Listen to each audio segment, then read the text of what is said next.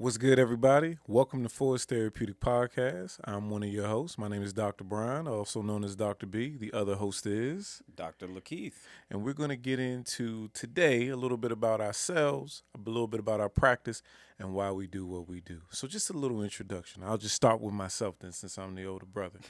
My name is Brian. You call me Dr. B. Everybody else tends to call me Dr. B. And one of the reasons why I got into mental health, I knew I was going to do mental health all the way back in high school, all the way back when I was doing psychology and Mr. Burke's class at the Mather Catholic High School over in Hyattsville, Maryland. I was fascinated by the class. So the crazy thing about that class was this. There was also another class, my actual science class with Mr. Bowman. And Mr. Bowman used to tell us this. He used to say, if on every Friday, if you come in with a scientific experiment, I'll give you extra credit for the assignment. And I was like, so if I come in every Friday and just do something, I get extra credit for the week for an assignment. He said, yes. I said, the psychology counts. He said, absolutely. So I would learn something from Mr. Burke's psychology class and do it in Mr. Bowman's science class and get the extra credit. I was fascinated by that whole situation.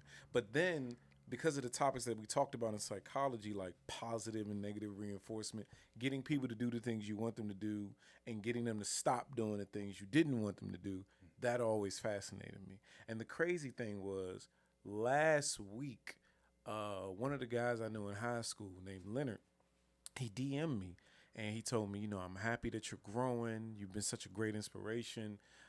Your story is phenomenal. You motivated me. Keep going. And I said, that's crazy that you messaged me because I was just talking about the week prior how I wouldn't be Dr. Brian if it wasn't for him, because I ended up getting a B in that psychology class. And he ended up getting an A, and I was down about it. I was like, how am I going to go to college and major in psychology and I got a B in high school? He literally looked me in my face and said, none of this matters here. He said, this means nothing. This was an introductory course, and you just got here. When you get to college and you actually focus down on it, you're going to do great. And I was like, all right, that motivated me to keep going. But that was way back then. That's when I knew that I was going to do some form of mental health and psychology. I wish my journey into mental health, uh, becoming a therapist, was that intentional. And I'm going to let you guys know right now, this is going to be an example of what not to do and how sometimes things just work out, but always be intentional. So, my journey to mental health actually was not very direct. It segued through different things. Like when I went to ODU, which by the way, I chose ODU because of the fact that, oh, it was the only campus I actually visited and say, oh, it's a nice campus. I'll go here, right? Not really thinking about majors, not really thinking about academics, just more so like it's a nice campus. And of course, well, you have our parents. It was a case of you're going to college, so you might want to pick something. So I picked it. When I went to college, I honestly thought that I was going to major in political science. And then from there, I was going to be on city council in DC, or I was going to be DC mayor. I was heavy into politics, but that's also because of the fact that growing up, spending time at our grandmother's house, CNN was on television all the time. C-SPAN was on television all the time. The local news. So in my mind, I was thinking like, yo, I have this understanding of politics. I'm going to do it. Took the intro to poli sci. Was like, yeah, this ain't going to work. So then I decided to take an introduction to two classes: Introduction to Sociology and Introduction to African American Studies. And when I took those classes, something just kind of clicked. I Mm-hmm. already had a fascination around how do people become the way they are, and how do systems and places and circumstances shape them. Hence why there was a fascination with politics, because policy definitely influences people's lives. But there was something in sociology and in African American studies that took that idea or that thinking through a different lens, a cultural lens, and also a systems lens. Mm-hmm. So when I took those on as double majors, When you say systems lens, what do you mean? systems lens as in how different systems and institutions actually impact people's lives. So educational systems, healthcare systems, local political systems, they shape people's lives and their realities. They dictate where people can live, how much money they're going to make, where they can work. And looking at it from a social science standpoint, which sociology really did do that, it really kind of had me thinking like, okay, there is something bigger going on here that I want to explore, that I want to be able to impact in a positive way. But at that time in undergrad, I hadn't really shaped out what that was going to look like. Mm-hmm. I knew that a part of me was like, oh, I'm going to get a PhD in African American studies and I'm becoming the preeminent scholar in African American culture, history, etc. And that was a trajectory. But then I got to my senior year of college, and I won't say who. Someone came up to me and said, "Well, okay, I'm glad you like your major in African American studies. What are you gonna do with that once you graduate?" And I don't know why. 21 naive me was just like, "All right, maybe I need to reconsider this." And again, making decisions without really thinking about them very well, I deferred to a best friend of mine who went to Norfolk State up the street from Old Dominion, Jamila. Shout out to Jamila. And Jamila went to Howard University and was getting her MSW because she was a Mm-hmm. year ahead of me. And for some reason in my mind, I was like, okay, Jamila makes all the right decisions. I'm going to follow Jamila's lead. Now I'm actually in the master's in social work. And I just figured, okay, maybe I'll do something around case management, some sort of like a service to the public. Mm-hmm. What I didn't know was that when I entered into my MSW program at Temple University, shout out to the house, they had a clinical track. Okay. And so when I read through the concentrations and the tracks, I saw the clinical track and I got really curious about it. So I was like, okay, let me take some classes in regards to this particular track. And when I took it, I don't know what it was. It was like Kesmet, just something kind of clicked. Can I ask a question? Yes. When you say clinical track, what do you mean exactly? So clinical For track, like someone who doesn't do what me and you do. understand. So clinical track pretty much is classes that explore clinical theory, clinical intervention, as far as like particularly interventions like maybe around cognitive behavioral therapy, dialectal behavioral therapy, clinical interventions that we utilize in therapy. But most MSW programs, when they have a clinical track, they keep it very broad. So what they do is you can work with individuals clinically as far as like doing one-on-one therapy. You could work with families, which as far as like doing family therapy, or you could also work with groups. So that could be community groups coming in for a variety of different services. So you take classes like human behavior, social environment, clinical practice, part one and two. And this gets you prepared to be a clinician to do clinical work, whether that's therapy or even clinical work in like a medical setting, like saying a hospital. Mm-hmm. So I took that and just something really clicked with that. And talking to a lot of my professors and just asking, okay, so what do you guys do? And much to my surprise, the ones who weren't full time professors and tenured, they were therapists. And just kind of asking questions, well, what is that experience like? And listening to them.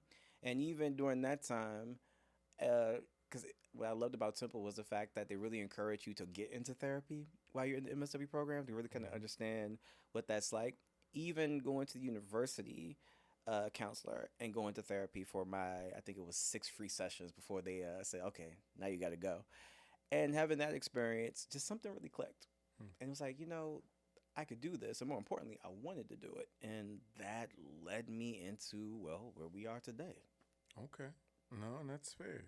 So, one thing that I found interesting from you sharing that, because I didn't know that you wanted to get into politics, but I did know about the African American studies. I think that's interesting because we both take a very pro-black stance in how we look at life and how we approach Facts. life. And that was something I did not know about you till later on in life. So, real quick, can you go over with me and everybody else, where does your love for the black community come from as Dr. Keith? Like, where does that come from for you? That I think was just ingrained from the beginning. Okay. Having very interesting parental figures, just exposing me to Black history, Black culture. I mean, first off, being Black and living in Black culture, number one, but living in a culture where I don't really view. I put it this way: living in a culture where our parents, Mm-hmm. our grandmother, always put it on a pedestal. Not a pedestal in the sense of better than anybody else's culture, but a pedestal in the sense of this is a very wonderful culture. That's very amazing. That has a lot of depth and a lot of power to it. And then getting exposed to a lot of different people. Like I was fortunate, or we were fortunate, to where though we were having conversations about, okay, you should read Toni Morrison, you should read James Baldwin, you should read Richard Wright, and actually being encouraged to read those books to kind of get a deeper understanding of what the Black experience was. And from there, also, I will say, and I will give credit to St. John's College High School. My senior year, I never forget it. And God rest her soul, Miss Pelletier, an amazing English teacher. I was taking world literature. She got us to read Beloved by Mm-hmm. Toni Morrison. And I love the commentary in that novel as far as what Toni Morrison was saying about slavery in particular. Mm-hmm. That how slavery was just so diabolical and so evil. Not only did it mess things up in the past for the people who experienced it, it also messed things up for people in the present and people in the future because it extended that far. And when we got into the symbolism in that novel, it just really blew my mind. And that right there was the moment I knew that, okay, I had to go a little bit deeper. I had to take more classes. Unfortunately, at ODU, they have an amazing department on African Studies.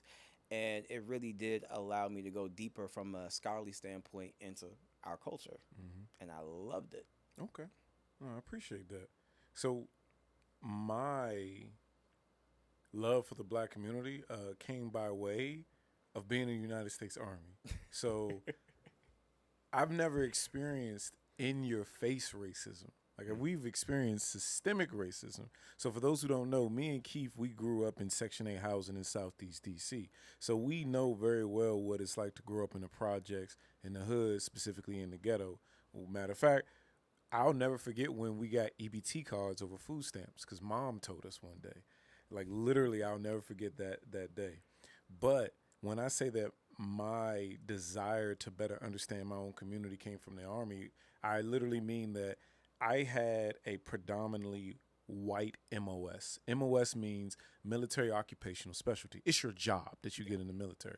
So I was literally one of like 3 black people in my entire company, right?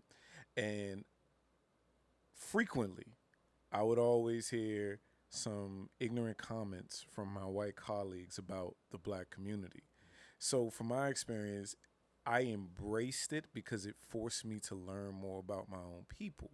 So, from there, I went forward and I started to take sociology courses because my bachelor's degree wasn't even in psychology, it was in social science. So, going back about my history a little bit, I went to University of Maryland Eastern Shore, met my child's mother, dropped out. She got pregnant. I joined the Army to take care of my responsibilities to her and the child. Then we went to University of Maryland, University College Online to get my bachelor's degree, and they didn't have. I had a lot of credits more geared towards social science than the actual field of psychology because University of Maryland Eastern Shore, it didn't have a psychology program. It had a sociology program with a bunch of psychology courses. So I transferred over and did social science.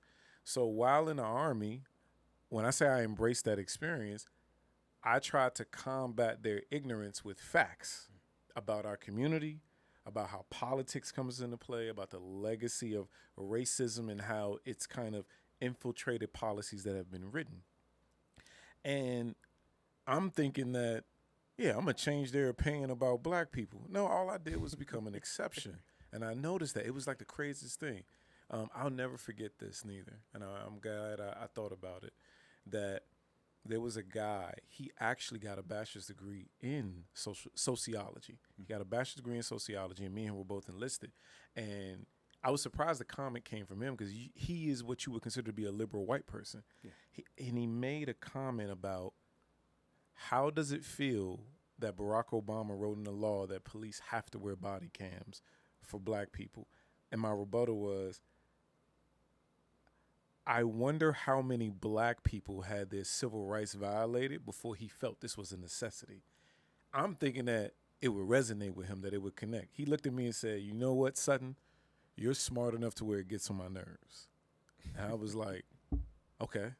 So once again, it's like you in my mind, I'm like, I'm gonna just keep combating your ignorance with facts. But for me, my love for my community comes from being in that community and taking certain things out of it and going to different places. But then that experience in the Army made me triple and quadruple down on the love for my community because there were a lot of ignorant comments and things I had to deal with all the time.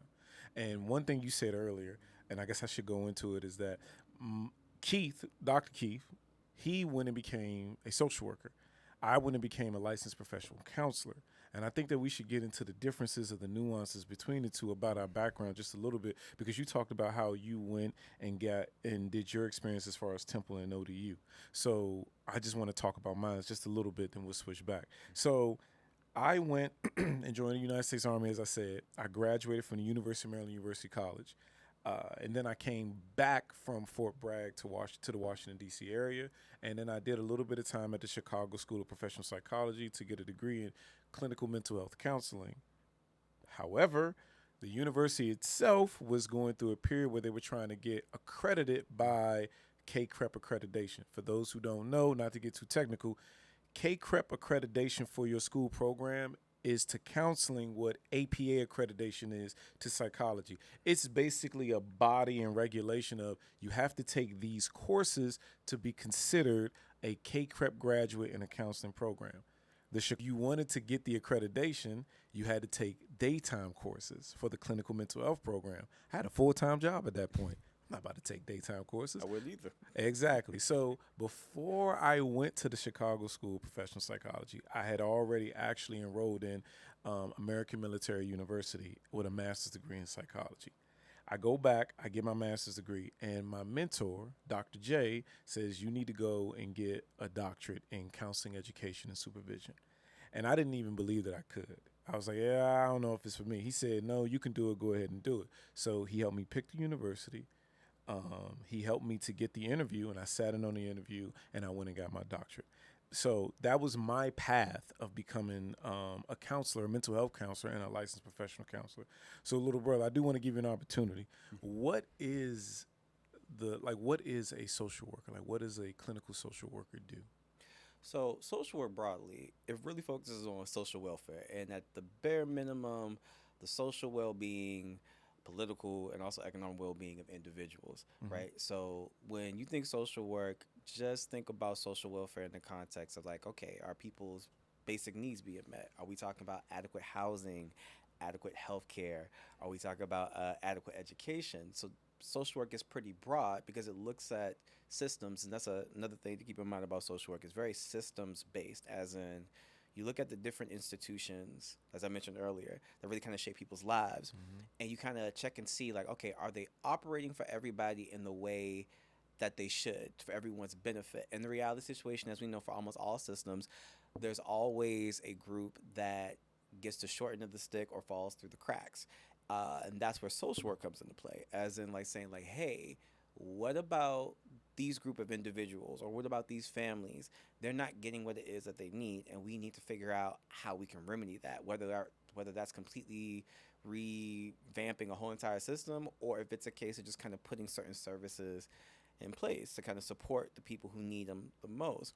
And social work, because it is so broad, it even extended itself into the mental health, the clinical field. So you had some social workers who were finding themselves dealing with clients who had a lot of different symptoms in regards to anxiety, as far as depression, and really trying to figure out how to navigate that.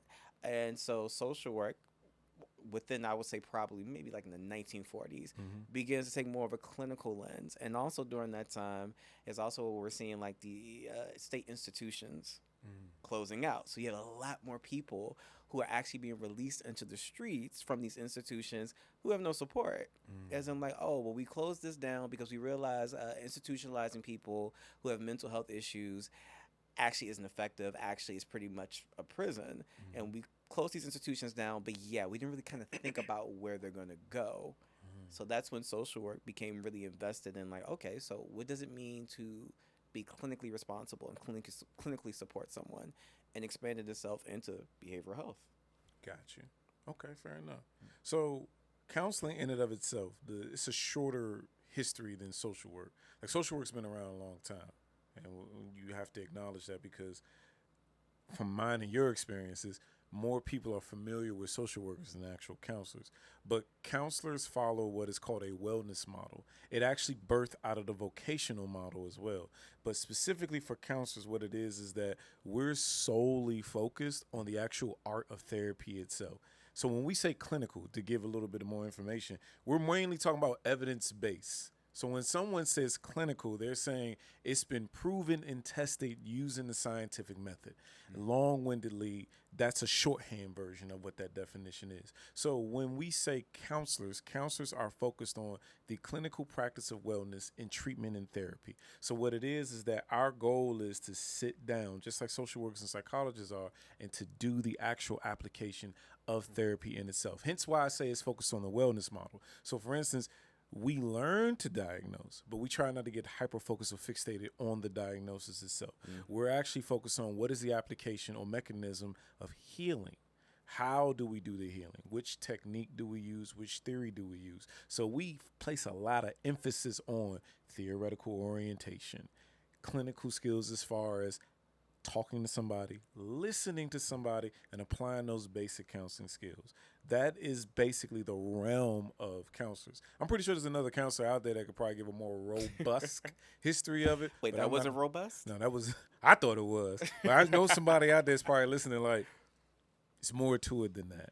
But in essence, that's what it comes down to when it comes to counseling. And I actually asked that question for a reason, because it's an offshoot of two questions. The first question is that from your experience, of being a social worker, what do you feel is the difference between a counselor and a social worker for someone looking to do therapy?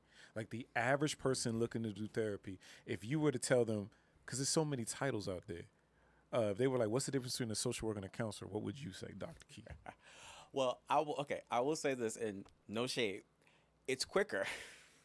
It's quicker to get you to the road of licensure, which we probably will talk about in another episode, so you can actually get out there. Which one's quicker? Social work. Yes. Social work is Hands definitely down, not even close. It's a very straight path that has been laid out for you for like the last 50 or 60 years. Yeah, that's not shade. That is an actual fact. It is so much faster to get licensed as a social worker than a counselor. Yeah, definitely. But I would say that I'm sorry, repeat the question. No, you're fine, little brother. You were right on the mark. I was saying, can you explain to somebody who's looking for therapy or just interested in doing therapy, what is the difference between the two from your experience? Got you. So I will say this. In social work, we often we look at the individual. We look at the individual, we try to understand what's going on with them, what the barriers are. But in social work, you're trained to think more broadly in the sense of, okay, let's look at the individual in the context of their environment and realizing that environment is this very big thing. As an environment starts off with, where do you live? What is that housing like? Is it safe? Is it secure? Are your needs being met there? Who do you live with? What neighborhood do you live in? What city do you live in? What are the policies? What are the resources? Are you living in a part of your community where people are more affluent? Are you living in a part of your community where people are a little less affluent? We look at that in its totality to kind of see, like, okay, so what is going on, I should say, around this individual that could possibly be impacting their mental health, right? So we do that in the sense of trying to rule out, okay, maybe it's environmental. So sometimes it is. So usually it could be people coming in and it's like a systems issue, particularly like family systems, right? So it could be an issue with their significant other. They have issues with their parents. If you're working with a young child, it could be a situation where they're having issues with school. So you kind of address those behaviors in those areas or in those environments, and you could do several type of interventions. Maybe you could do an intervention with those actual environments, or you could do intervention with those actual individuals. Now, of course, where it gets a little tricky is when you realize that you're dealing with a client where it's not so much their environment, it's more so internal factors, right? So if we're dealing with clients who have some of the more major disorders that I guess you could say kind of to a certain extent get, I don't want to say glamorized, but definitely get pushed out there for dramatic effect, like let's say schizophrenia, you realize that, okay, this is less of a systems issue and this is something more internal. So with that, of course, that takes a different approach. But I would say with social work compared to the other disciplines, it's just more so you start off kind of very broad looking at, okay, what's going on in this person's life as far as their community, their support systems and all of that. And then when you kind of narrow it down and figure out, okay, well, if it's those areas, we can focus on them. And then when you narrow it down and realize maybe it's something more internal, then you can also focus in on that. But you start broad and then kind of go in smaller. No, that's fair. So that's how you approach therapy. What if somebody was interested in doing social work as a career? What would you say is the difference between the two? I would say this: social work is so, and you're gonna hear me use this word a lot whenever you hear me talk about social work. It is so broad. It is so versatile that you could pretty much do almost anything that you want to do, right? So if you want to do traditional case management, as far as working with children and families, you could do that. You want to do medical social work and work in a hospital or clinic, you could do that. Do treatment plans, discharge plans, helping clients to connect community resources. You want to do therapy, you could do that. If you want to even do like sports social work and work with athletes, you could do that too. Financial social work. If you want to help people understand their relationship with their money or what their relationships are with finances, you could do that.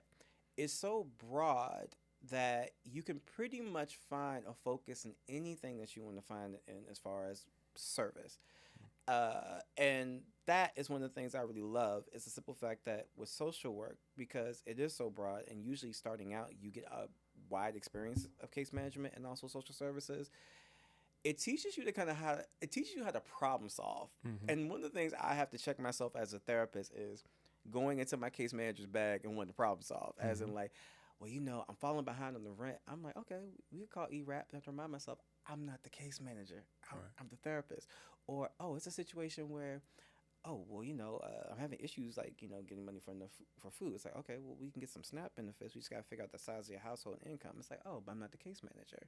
It's a case of sometimes when you're in social work, because you've had such a wide experience, you have to realize that you have to cut off some of those other hats and realize that you're just a therapist. You're not there to be like, oh, let me triage all these different services for you. It makes the relationship a little bit more complicated because then you'll become the therapist who's also their case manager. And when things go wrong, then you support. You're no longer just doing therapy for them. You're also the person who's going to be calling like SNAP or WIC or whomever, trying to get them connected to those services or figure out what the issues are with those services. Got it. Fair enough. From my perspective, the difference between the two is you touched on them a little bit, right? So if you were a potential client looking to do therapy and you were asking me, Dr. B, what is the difference between a social worker and a counselor? I would say as a counselor, where social workers think system-wise, we don't take it as in-depth system-wise as social workers do. I'm pretty sure there are some counselors, psychologists out there who have a very broad knowledge of systems because it piqued their interest. But as far as the curriculum's concerned, when they educate us, we don't go that far out as you guys do. Now, granted, I care about where you grew up, where you live, your family background, as far as how, because your family interactions definitely influence your current interactions with other people right now. Yeah. I care about those things. But for as far as how do we go about doing and healing things, everything from our perspective is focused on the actual counseling part.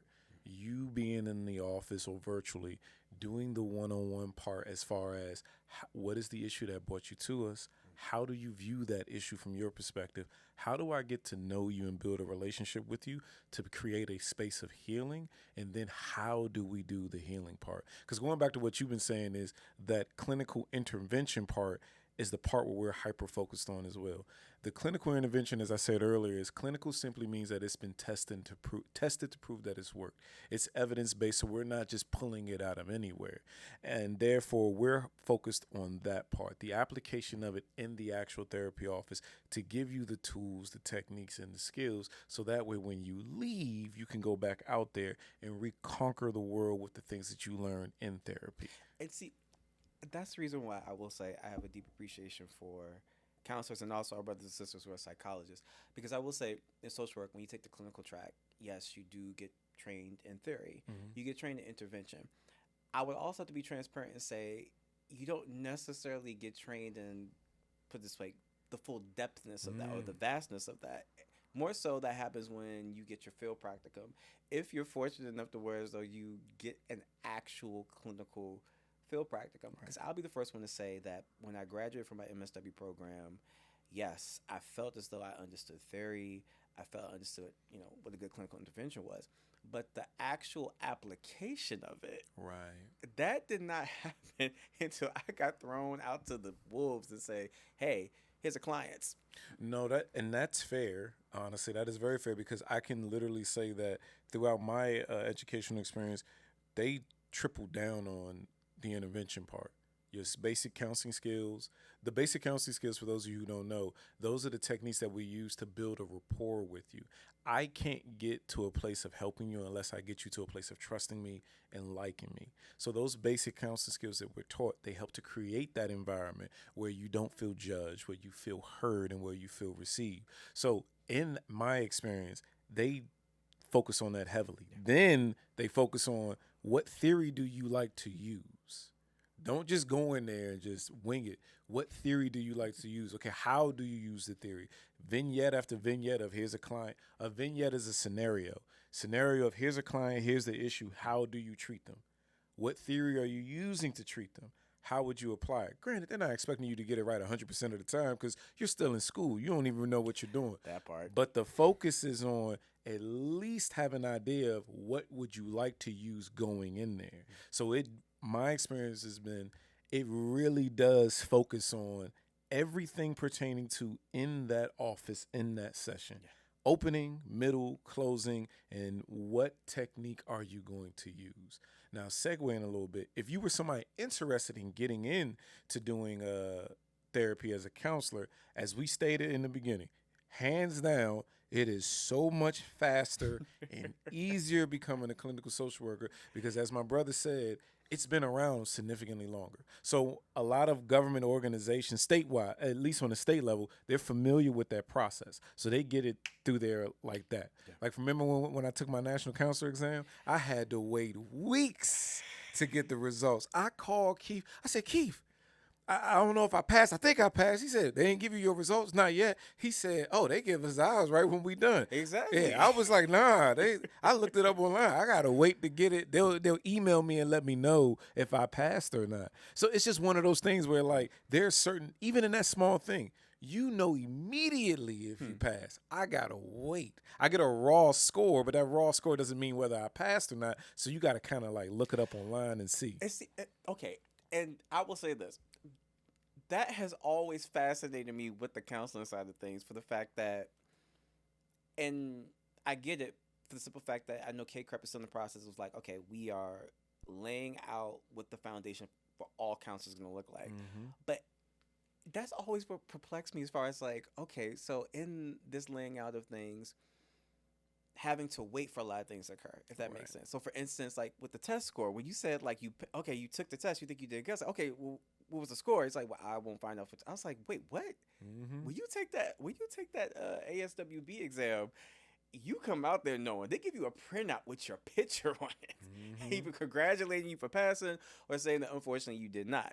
And you know right then and there, like, okay, you've been approved. Only matter is just having to wait for them to send the test scores to your board. Right. And then you go through the process of getting your license and paying whatever fees you need to pay.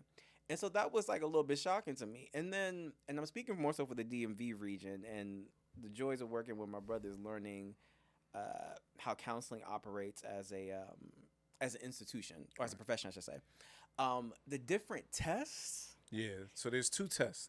You have the National Counselor Exam, and then you have the, I don't even know what the other one is, because we don't got to take it. There's one in Virginia that's like the alphabet soup. That's all I know. It's another exam that you have to take, and forgive me, everybody, I don't know, because I took the National Counselor Exam. The majority of the states in this area require the NCE, the National Counselor Exam. The other one is the National Certified Mental Health something exam. I didn't take that one because DC and Maryland does not require that one. Only Virginia requires the other one. So there's two exams. I agree. They should get rid of it and just have one to make it more concise. Two options just creates more confusion and more hassle when you're trying to get licensed. Yeah, which I get it. You're going to be trying out different things to kind of figure out what works, because I can't even sit here right now and pretend like social work right now isn't having some issues. And by that, what I mean is, for those of you, if you want to Google it, the ASWB released exam scores, because they've been sitting on that for a little bit over a decade, about the breakdown of people who actually passed the test the first time out the gate. And recently, they've run into some controversy because of the fact that the majority of people who pass the test out the gate, white, female, and the people who are more likely, or less likely, I should say, to pass it out the gate, African American. So, of course, that sent our whole community into a tizzy, as far as like, well, is there some sort of implicit bias in this test? So much so that you have different jurisdictions now trying to figure out, is the ASWB something that we're going to be utilizing? And then not to mention the fact that to a certain extent, and call a spade, with licensure is also gatekeeping. Like right now, there's a shortage in social workers. Want to tell you why? Why? Because of the fact that it's difficult to pass the provisionally licensed exam. So before you become a LCSW, licensed clinical social worker, some jurisdictions, they make you get provisional license. So in DC and Maryland, you can become a licensed master social worker, which is provisional. You work underneath someone else's license who's fully licensed, or a licensed graduate social worker. Most people who try to go that route to get licensed, they have difficulty passing that exam. And because it's so difficult to pass the exam, and when you fail it, you have to wait. If you fail by a big margin, you have to wait 6 months to take it. Then you have to pay $230 again to take it. It's creating a shortage in social workers, so that now it's a case of, if you go on Indeed, I kid you not, if you go on Indeed and type in social work and put in whatever zip code for the District of Maryland, you're going to see a lot of job announcements, because it's very difficult to find social workers who are licensed, not because they're not competent or capable, but because there's a certain level of gatekeeping going on. So much so that the district council, DC council right now, is having a debate about, like, we want to waive the provisional license part. If you want to get licensed at the clinical level, we'll keep that exam. But provisionally, if they got their MSW, if they passed and they registered with the board saying that they're going to be practicing in the field, that should be sufficient. So now we're in this weird place now where we're looking at our exam and trying to figure out, is it necessary? And to the ASWB's credit, they are trying to revamp the exam, taking all the feedback, all the concerns about biases, and trying to do something about it. I don't want to say they're just complicit, but I will say, word on the curb, is that a lot of social workers are just in a place where it's kind of like they feel the test is just no good and needs to be completely eradicated. So I want to make that clear. Not saying that social work is just perfect. It has its controversies that it's also working out too. Fair enough. And I appreciate that background information, because I do want to segue in a little bit. But when I say that it's to that point, to what you say, because we're talking about exams and everything, when I say it's easier to get licensed as a social worker, from my experience, is that it's just quicker. So it takes a lot longer to get things back, because you get your exam, then you send it off to the National Board of Certified Counselors. You wait for them to evaluate it. Then they send you everything you need. Then you send it to the board. It's just a faster turnaround, from mine and your experience, between you going through to deal with the social worker committee or boards versus me going through the council boards. They're significantly faster. Look, I kid you not. I took that exam in 2019, February 15th. By February 25th of 2019, I had already received the email and my license in the mail saying, congratulations, you're a licensed clinical social worker. And that was for the district. So the turnaround was pretty quick. It was a case of, like, you passed, they sent it to the board. Board already had all the previous documentations I had to submit in order to even sit for the exam. And within 10 days, I was licensed and good to go. Yeah, my turnaround was significantly longer. I'm talking months. Like, the National Board of Certified Counselors took forever to release everything. I knew I had passed, but they hadn't released it for me to be able to send the scores, to send them to the actual boards to get licensed. So it took me months to get a turnaround for that. But going back a little bit, I am actually curious. So, because we run into this issue all the time, right? When we say that we double down and we're pro-black, we hear it all. We say it all the time because we're specifically targeting the black community, but it doesn't impact our ability to help other races. What is your message about that, Keith? As far as when people look at our website, if you go on our website, you can see it. It's all there, that we're specifically for the black community. Yeah. When people have questions of, do you work with white people or do you work with Latin people, what is your response? Or Hispanic people, I should say. What is your response to that? I work with everybody that I can, right? So the biggest thing is realizing that when an agency like ours says we're pro-black, or if you are someone of Latinx descent and you're very pro-Latinx, it doesn't mean that you're unable to, or unwilling to work with other communities. It just means that your focus is that particular community, right? So ethically, we're both trained to provide services to anyone who's in need, that our skill set can meet or address whatever it is that they may need. So from an ethical standpoint, we would never turn anybody away, regardless of whether they're black, white, Latino, Latinx, Asian, we will work with them. But it just means that being pro-black, we recognize that in our community, there's a certain need for clinicians, and I will take it one step further and say there's a certain need for black male clinicians. No disrespect to the beautiful black women who are clinicians, but in realizing, and I posted this on LinkedIn, and the repost was crazy because people, I guess, weren't aware of it. As black men, we only make up 1% of psychotherapists in this whole entire country. So recognizing that young men or just men, they are looking for us because we get a lot of young black men who Wow. who reach out to us for therapy, Man. or even black women who, well, I want a black male's perspective in therapy on some of the things that I'm dealing with. We're very much needed, and it doesn't mean that we won't work with anybody else. It's just that we recognize that there's a shortage, there's a need. We've been blessed and fortunate enough to where that we can meet the needs. So we're gonna promote that and say like, hey, this is who we are, this is who we're targeting. But it's not just exclusively this community, but it is saying that we recognize that this community wants and needs people who look like us. So unapologetically, we put that out there. No, I echo your sentiments because we literally target it because it's an actual need, like you said before. And like you said before, it doesn't mean that we don't service other people. We actually do service other races. We do.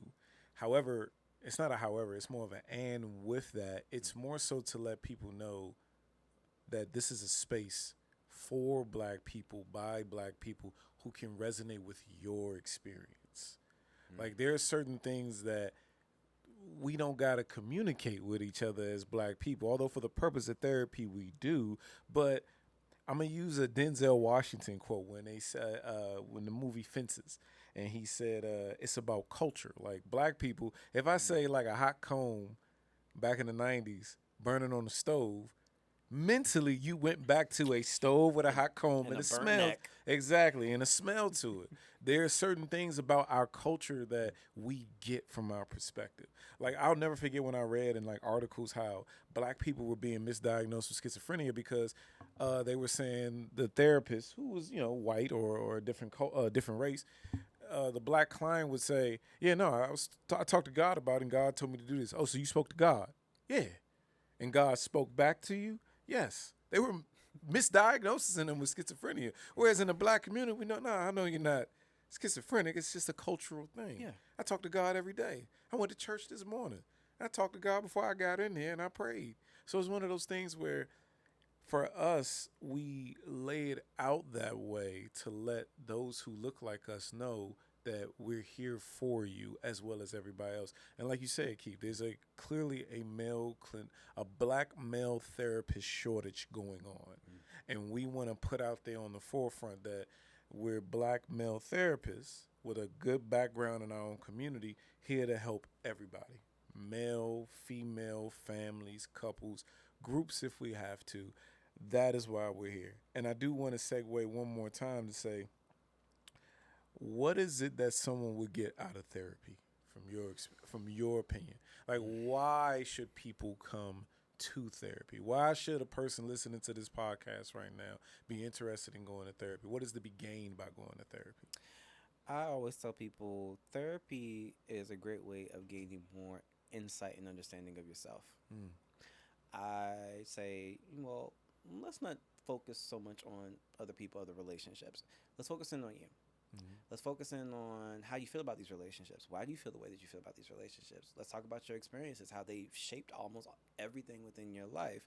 It gives you insight into those blind spots that all of us have. Even as therapists, we have blind spots.